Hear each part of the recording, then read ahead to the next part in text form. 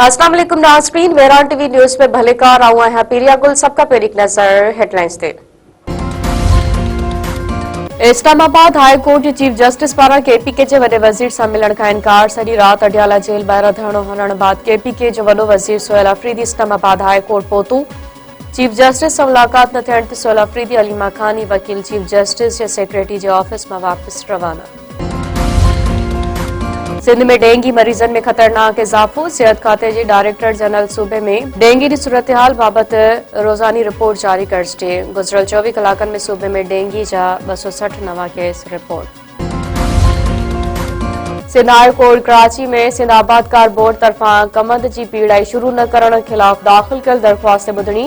अदालत पारा सेक्रेटरी ज़राअत केन commissioner Ben तुरियन के नोटिस जारी।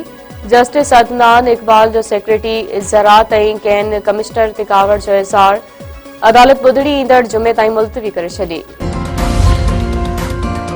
मुझो जमालो जतन सा मुझो जमालो आ सिंध सा ये सिंधड़ी सुन लाल जी जे मेरो जो लाल लतीफ जो।